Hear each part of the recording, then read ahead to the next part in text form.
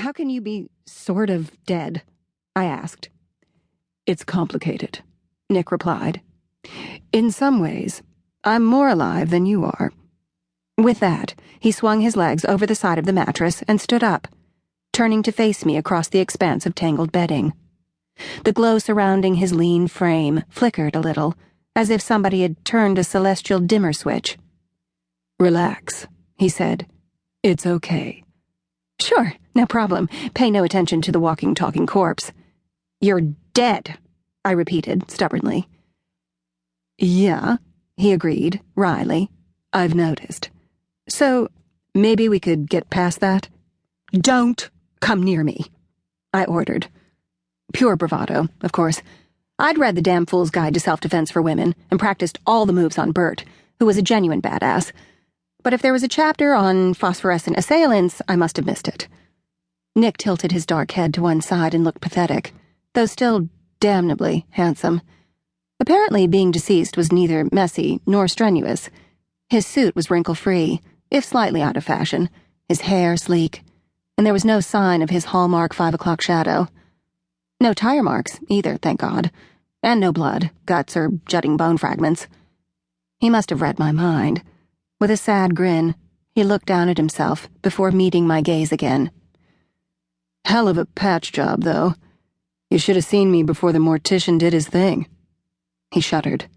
You haven't lived, so to speak, until you've seen yourself lying in pieces on a slab. Definitely not a pretty sight. I winced. Thanks for sharing, I said. At least we were on the same page with the dead thing. I had a lot of questions, naturally, but I couldn't seem to articulate any of them.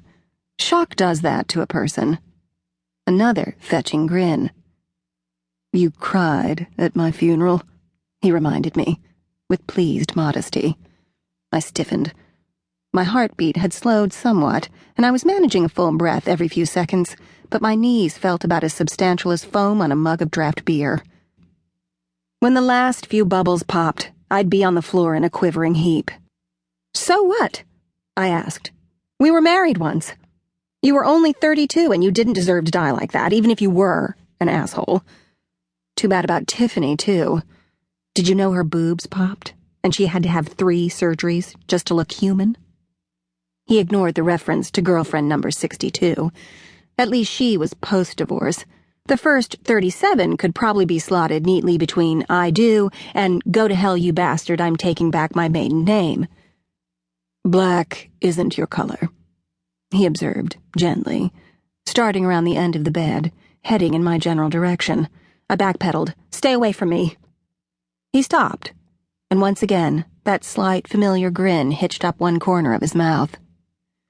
You looked for all the world like the classic grieving widow that day, he reiterated. Divorce or no divorce, you weren't over me. The hell I wasn't, I shot back, and shoved a hand through my shoulder-length tangle of curly red hair. I did a quick mental review of The Damn Fool's Guide to Lucid Dreaming, and wondered if I was experiencing some random version of the phenomenon. I pinched myself, blinked a couple of times, and sighed. Nick remained still there, which meant I was awake. The jury was still out on whether or not I was lucid. I'm sorry about the other women, he said, sweetly. Too little too late, I answered, stunned by the sharp, sudden pang of sorrow at the verbal reminder. It was like a rubber band snapping around my soul. What are you doing here? He cocked one perfectly shaped eyebrow. In life, Nick had been a real estate developer, eating up the Arizona desert with tract houses, convenience stores, and strip malls. I half expected his cell phone to ring.